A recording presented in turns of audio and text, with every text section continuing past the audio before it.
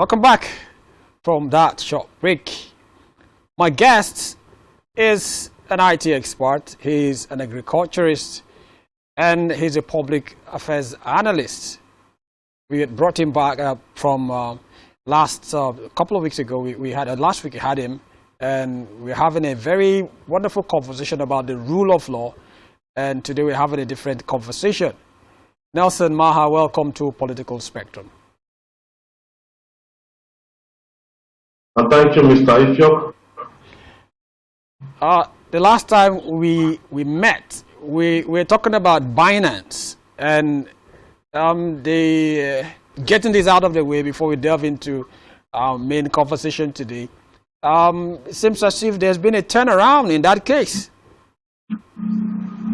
Yes, thank God for the judge who threw away the case that there was no merit. These are the things that should have been considered before you start arresting them for tax evasion. First, was there any law stipulating they should pay tax? Did you write them formally? You just kangarooed them, arrested them, then tried them. So, like we said last time, how does it encourage people to do business? But somebody can be locked up for months. And when it got to the courts interpreted what should have been. This thing should be faster. That's what we're asking of. This thing should be faster. There's a cartoon I saw one day, and an antelope was actually running, and he met some group of lions. Said, "Why are you running?" Said, "There's a law in Nigeria to arrest every goat." They now asked him, "But you're not a goat." He said, "Man, it will take him 99 years to prove in Nigerian court that he's not a goat." So what's the life expectancy of an antelope? so I didn't see that one coming. I didn't see that one. So the drama will face every day. When there's a judicial process, it takes 20 years to be called upon. When you appeal a case, it takes about 5 to 4 years, if I'm not mistaken, and I stand to be corrected. Then when it comes to Supreme Court, unless it's an election case, which they fast forwarded, there are plenty pending cases in the court which should be attended to. When there's justice in the land, business will flow. People can trust one another. People can lend money. As it is Nigeria today now, if you lend money to somebody, the framework of recovering that money, your children may not even be the ones to inherit it if it comes. I'm not counting the rate of devaluation. So it makes business to be very terrible. People running to meet sharks to collect loans. But you know, talking about we will stay too long on here. But again, we have to also take a look at the flip side of the story. Some of the reasons why we have this justice, the wheel of justice, seemingly running very slowly, is simply because the court system is overwhelmed. We have the number of courts and judges to the citizens. It's very abysmal. So. And these judges are human beings. So sometimes when you take a look at this flip side, how the wheels of justice system in Nigeria turns slowly, also take a look at the reason why. Because it's not simply because some courts are not just refusing to. Sometimes they are overwhelmed. Even the police force is overwhelmed. We have to increase, like I tell people, instead of getting a local vigilante, why not increase the police? There's a bill currently in the House, passed by my honorable Senator Ndonko. I've discussed my displeasure with that bill about giving arms to private citizens. Are they trained? Why not equip the police to be more effective in their duty? Increase the number. Libya, they have 5 people or 4 people to 1 police person. How many do we have in Nigeria? Look at the NSAS. Look at the NSAS. The NSAS just exposed that Nigerian armed forces are very small. It was just happening. They have to look at an election. If there's an election today in 2 or 3 states, you see them deploying police from other states to come and help them. This should not be. We should increase our police force. Talking about the security situation there, let's move in because that's about this where we're headed. The first one of the stories was this unidentified aircraft. That was later, identified. The NCAA as well as the NAMA came out to say, no, it was not what people thought. So there was this Air Max airliner that was flying, and it was maintaining its normal route, and that Aso Rock was not threatened at all. But on the other hand, you know, during Sallah itself, Sokoto experienced some terror while people were busy going about, you know, marking Eid, second holiest holiday in the Muslim world. Some very nefarious people went on to attack people and allegedly killed 6 people, and the body counts are, you know, still yet to be totally verified, and that some other people were also abducted. So let's talk about security. How do we move from where we are today?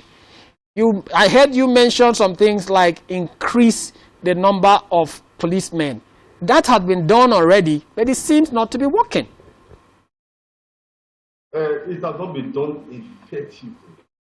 Effectively in the sense that how many police officers do we have? Right now, when it comes to militancy and terror, it's handled by the military. How many personnel do they have? What is that communication like? You can imagine whenever there is an attack in an environment, it takes more than an hour for the quickest response team. Those flash points, they should have less than 10 minutes response time. That is how it is done globally, everywhere in the world today. Because you know that there are people who have set up their mind that people will know no peace. So the government, which is their job, is to protect life and property. So they should have a framework. If there's an attack here, who is the first to mobilize? As those guys are coming in, who is coming in next? Thank God for a long time we've not seen the governor come out to cry that I was calling the commandant and he refused to pick my call. I was calling the commissioner of police and he refused to pick my call. Those days, those stories have now been minimized. But how do we respond to issues like that? I'll give you a clear case scenario. Look at America today. Whenever there's an attack of terror, you see them condo that place off. They are not superstars. All they do is they have enough personnel, they have enough gadgets, they have good communication system. While the guys are all trying to run, there's an area command who is in charge of videoing them. Okay, they've gone to this next street. Let's block here, let's block that. We have that in Nigeria. How much have we voted for security? What are those money being meant for? But when you take a look, you just raised the American situation there for use as an example. But when you take a look at the American defense budget, not security budget, because sometimes we lump our security and defense budget together. Our American defense budget is larger than is the largest in the world, and it's larger than the next 5, 6, I think, combined. So you're seeing them use how many percent of their GDP and a chunk of their government spending on defense. Now, in Nigeria, we are still feeling this brunt of an economy that is not functioning properly. And I remember that in those days, in the military days, when one of the clamors was to reduce the defense spending and improve upon social spending, for instance, spending on education, health, infrastructure and the like. So when you talk about improving upon spending defense now, because it's money that gets these things done in this particular regard, equipment, training and all that, and hiring of more hands, you're going to be paying them and catering for them, building barracks for them. Where do we get the money for that? So let me play your mind back to our budget. What do we budget for? We repeat the same thing we bought last year, this year. Why should we do that? We know there are recurrent expenditures, which are salaries and stuff. But there are some capital things, like if I tell you to pick any budget today, you will see purchase of laptop.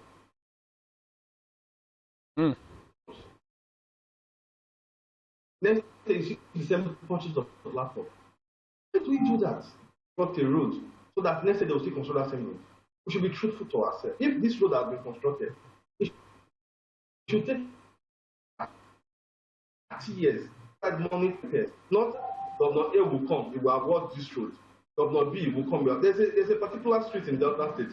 In one budget, that street was appropriated 4 times with different names. Anybody from my area will just be laughing because it was a big news. So we should tell ourselves the truth. This money is not no longer there. The kind of Father Christmas we used to do before should stop. The government is broke. The government did not become broke in Tinubu region. No. This shortage of funds has started during Jonathan regime. That's why the likes of Soludo was clamoring, let's cut short of it. But they were quick to just run interference. That's called doing well at that. The government is not broke. The government is not broke. Then we were in government. We knew what was going on. We knew how the state has to borrow money from banks to pay salary while they're waiting for FEC to send the money. But can't we tell ourselves? Look at the amount they budgeted for cars, which everybody's crying out. Why must you budget such amount for cars? This government is broke. You are telling us to bet up. But you are not betting up. You are still living as if we are in the 70s when we just discovered oil. No, we've left that realm. We are now a poor nation. We should make judicious use of our money. We don't have it that much again. We should tell ourselves the truth. The government is broke. The government should come to school according to this. Looking at labor, labor is clamoring for increase in salary. Fine, they deserve it, but they should be mindful. Increase in salary will lead to an increase in inflation too. We think things are expensive. Let them increase salary. Full stop, will double. They've already tripled before. Expect it to double because the average market woman sees himself at par with a civil servant. So if they increase the civil servant salary, that's the only way she receives her salary. So she has to increase what she sells. So she should brace up for more inflation.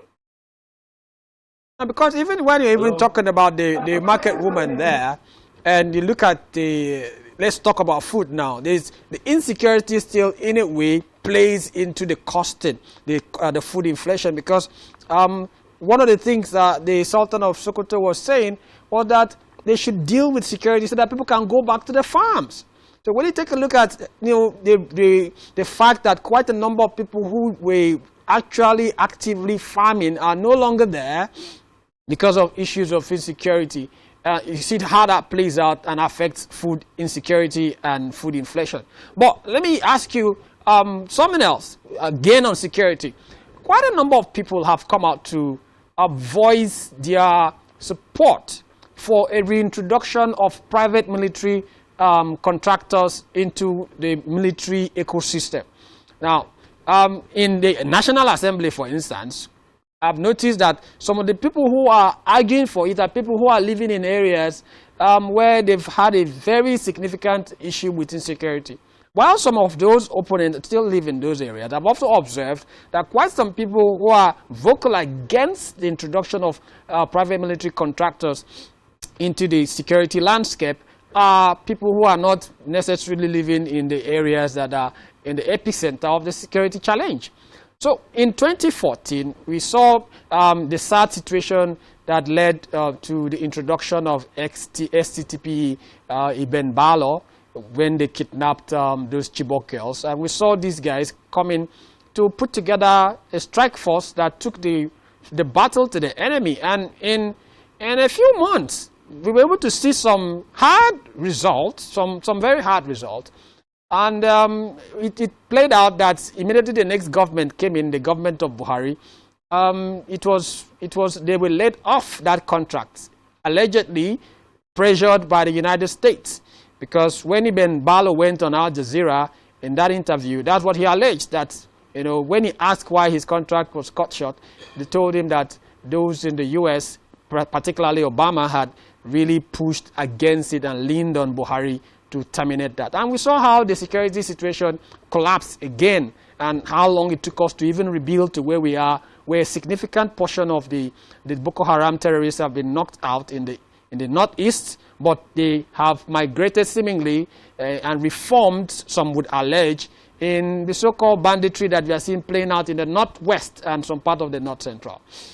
So my question then would be, where do you see it? Do you think that we should perhaps employ the services of private military contractors like Ibn Balo, who has been tried and proven, or do you think perhaps we should engage disengaged military ex-servicemen who have had their contract run out and see how we can increase the number of military personnel and see how we can tackle some of these issues, because as it is, it has gone beyond the police.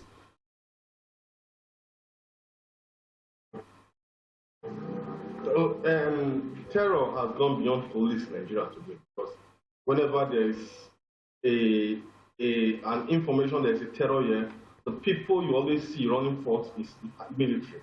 But let me take your mind back. In 2009, June or July, Chidi Amuta wrote an article titled The Generator Republic of Nigeria. The guy listed a lot of things. When this thing is not happening, let's do a bandage. Private military is a bandage approach. There's a research institute in Kuru, and I know that Boko Haram and terror should have been a topic. These guys have operated in Nigeria for a long time. So for Nigerian military and the think tank to say they've not found a solution to that, they are lying to themselves. Why do I say that?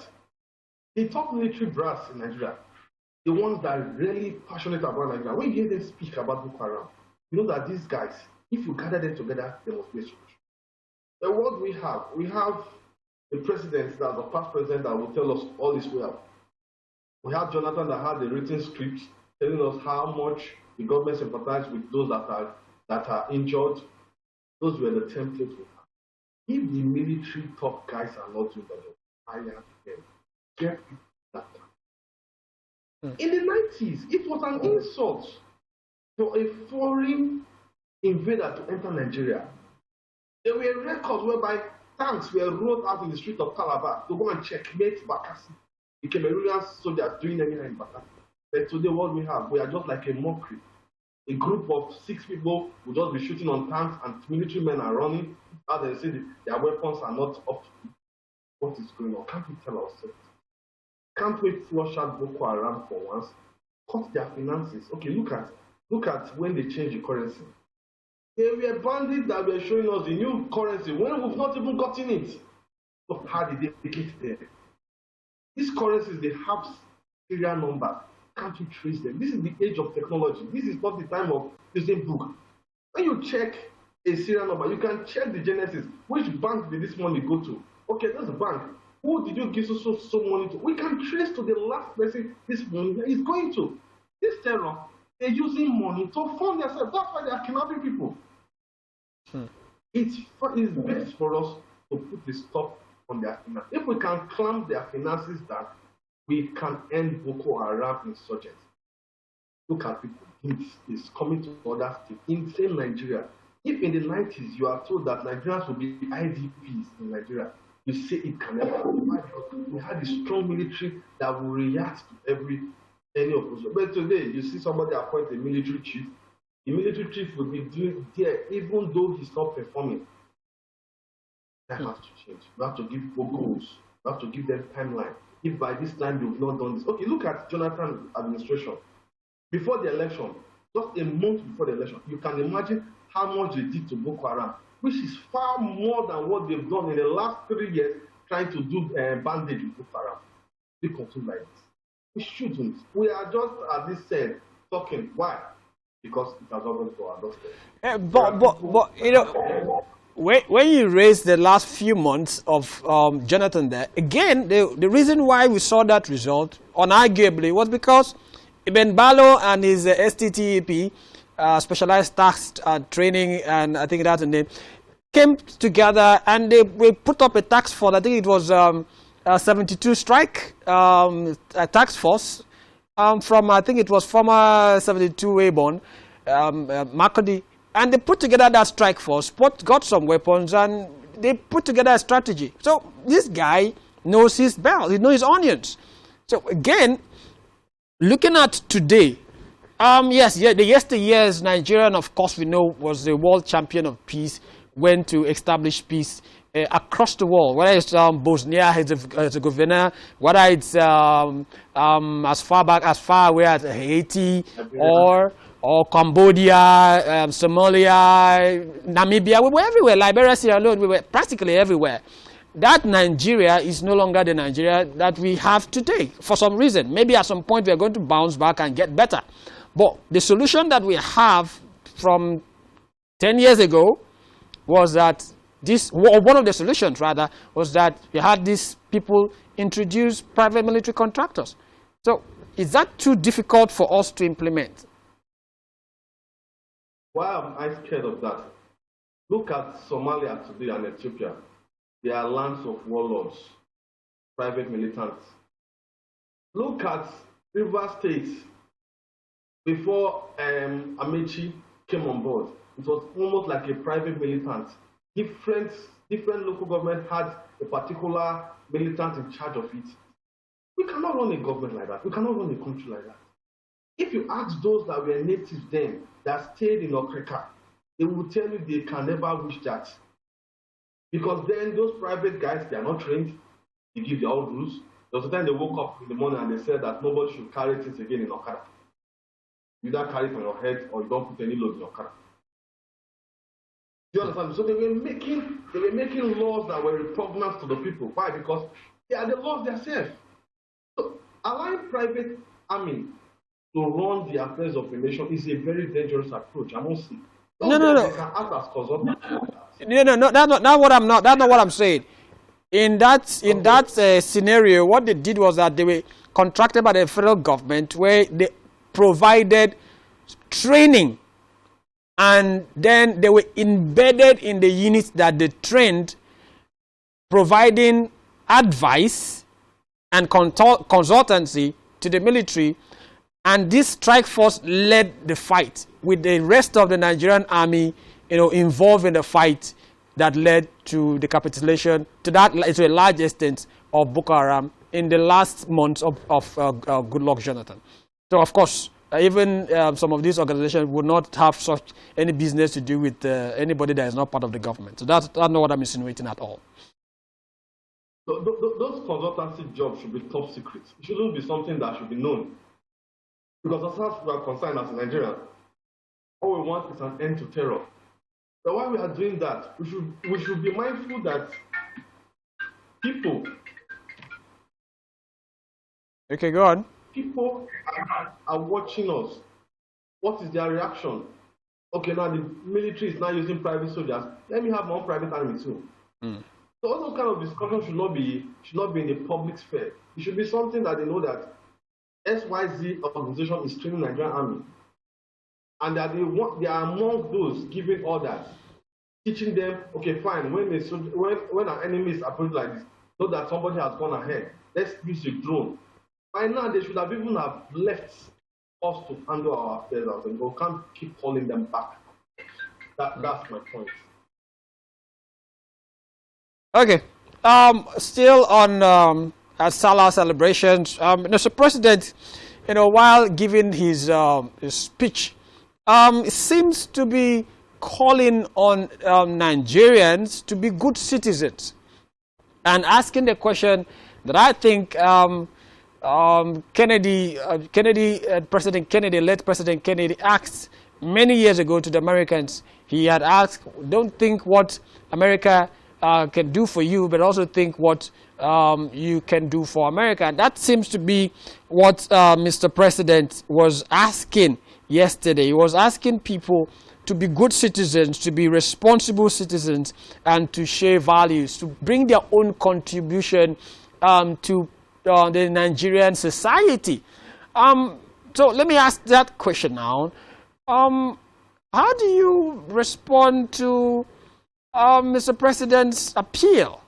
Looking at it, that these are the Nigerian people who have, in fact, just been alive, I would say, is a good testament that they are a resilient people. When the national anthem, the new old national anthem, came back, my monologue one of those days was that I really do hail the Nigerian people because of their resilience in all of the challenges that they've gone through.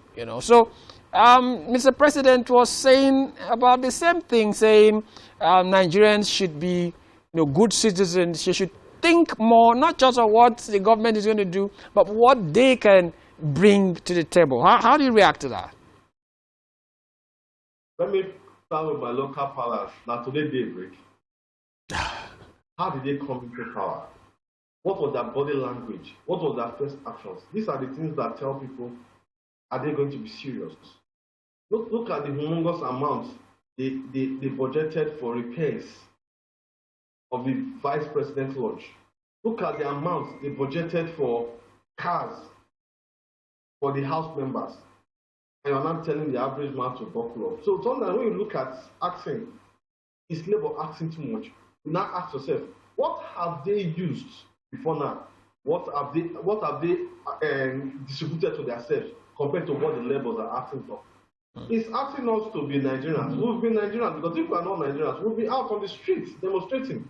We're just trying to make do of what we have. So whether it asks us to be good citizens or not, we will try our best to be good citizens without anybody telling us, because being a Nigerian alone is enough flag. The man once said that if you get to heaven, you should have Nigerian flag with you, so that God will know you think to hell already. So he doesn't consider sending you to hell. Okay, I didn't see that one coming either. That if you, that was a very funny one. But also, how do you react to this? Having this conversation again, still talking about our economy. The New York Times came out and really placed the blame on Nigeria's current economic situation on President Bola Tinubu's policies, saying that his policies are what is responsible for where we are today as a country. But you saw the special advisor to the president on information and strategy, Bayo Onanuga, came out to refute these accusations very strongly and provide context, saying that the president's policies are not necessarily what's responsible for this, and he began to list quite a number of things that this government has done, how this government has, quite a number of things. But let's cut some slack for the president. There are some things that they have done well. It's not just all gloom. That came out on one of his comedy shows. They were asking him to list what one. He said the president is doing well. Let me say what he has done.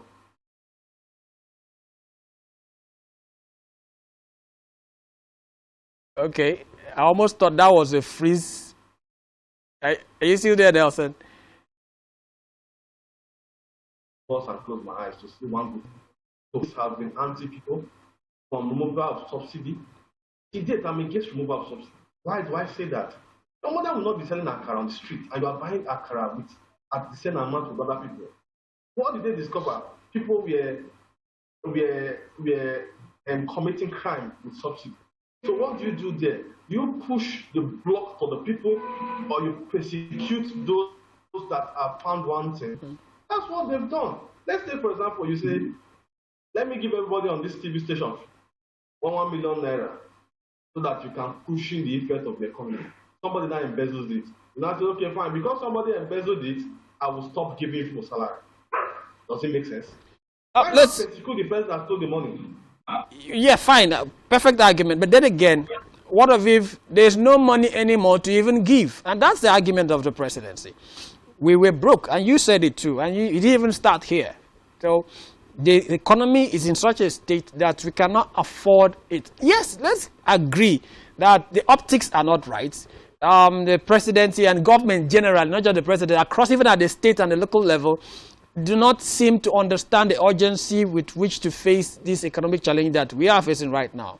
But when you look at their travel bills, when you look at some of the things that they are spending hard-earned money on, you will agree that it leaves you, scratching your head. So that's not what I'm talking about. But sometimes when you take a look at the policies, the IMF have come out to say these policies are some of the best policies. They are necessary. The World Bank have come out to say this, and quite a number of economists, those who are hardcore economists who deal with data and numbers, have come out to say, yes, it's excruciating, it's painful, but this is the right thing to do. And if we stay on track for the next 1 year, then we are going to have light at the end of the tunnel. They are just transferring the problem from one source to another. Okay, fine. They've removed money from subsidy. Where is that fund? Where has it been channeled to? Was it channeled to building a new refinery? Was it channeled to education? Where was it channeled to? Those money were channeled to pilgrimage. Those monies were channeled to things that cannot give us money. That is what we are crying about. Okay, now you are deciding to save money from subsidy. That money you are saving from subsidy, what are you going to do with it? You are going to give people 5,000 naira. Do you know what 5,000 naira is today in Nigeria? Anybody that receives 5,000 naira will just call his friends to sit and they will drink beer. So how does that help the economy? How does that help the economy? That 5,000 naira you say you want to give to poor household. That's the biggest. I don't know which word to qualify because it doesn't make any economic sense. Let's look at it. Okay, let's take a simple statistic. 50 million naira is needed to construct a road in a farm.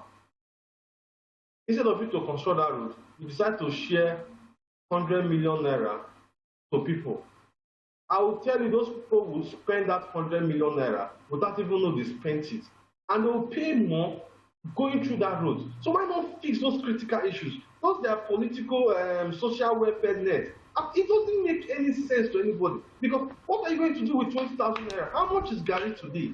Oh, but there are some people who do not have anything. Like that 5,000 naira is lifeline for them. I've seen people on the street like, what, you know, just this is what I was somewhere and somebody walks into the place and is struggling on what to buy.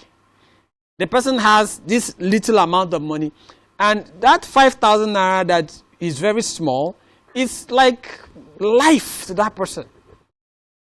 Should I shock you? Those people, they don't receive those 5,000. Ah. Those people, they don't receive 5,000. That's true. Do we have data in this country? Do we have statistics of anything? We don't. So how do you justify the person you are giving 5,000 naira? That's what he needs. How do you justify that? During the Buhari, when the schools were on strike, people were still collecting money for feeding children during COVID-19. Ah. So how do you manage such kind of information? Do we have data in this country? We have data in this country. We don't. So why are we lying to ourselves that we are giving 4 families 5,000? How do you know a family is 4? How do you know what the statistics they are going to use? They are going to just look for our party members. Let's give them money so that they know that we are doing well. That's what they do. So why are we lying to ourselves? We don't have the statistics to know those that need such money. So instead, channel it to somewhere that will be beneficial for all. That's my point. That's my argument all along. Those social welfare should be scrapped because we don't have statistics to look for and to identify those who need it. Let's move away from the economic talk now and ahead to Benin. It seems as if the former deputy governor, Philip Shaibu, has thrown his weight behind the APC from the bad deal he got from the governor of, he wanted to be the next governor, but the governor said no. And it seems that he's horse trading. And this is what is playing out. Because we saw him in one of those commissionings at the Federal Capital Territory when Newsom Wike was commissioning something. I can't remember whether it was the Blue Rail or something. It was something, or either the Southeast Expressway. I can't remember, Southern Expressway. Either of them, he was part of the entourage. And I said, okay, this is, what is he doing here? You know? So it seems as if this way is playing out. What's your take? So, when your main governor tells you there's no road, 98% of the time there's no road. We just had only very few states, someone like David Omahi, who his state governor was against, who finally picked the ticket and still went ahead to win. We've had the case of Pedro in Lagos State, who today nobody knows where he is. We've had the case of Abode. We've had plenty cases. So, as a good politician, when your governor tells you no, ask him what else should I go for? When they tell you cannot be governor, they ask, okay, fine, since I cannot be governor, humbling, what else should I go for? So it shouldn't have degenerated to them seeing themselves in podium, they won't shake themselves. You have to impeach him first. No. They should be smarter than that. They are not taking us. But you saw that it was this same Obaseki, when he was looking for power, he was romancing with Shaibu, they were together, was calling him all of the sweet names, and he even came out to say that Shaibu delivered. It was Shaibu that was the brain behind, his comeback, his second term. So, but don't you, again, playing this same game over and over in Nigerian politics, the issue of political godfatherism, what is playing out in Rivers State, what's the assurance that Obaseki has that this his appointed, his anointed, what I was looking for, this is anointed one, is going to be the one that will watch his interest? What assurances? Why is it that we don't have our political class learn this issue of interest and political godfatherism? But I would say we should go back to the beginning.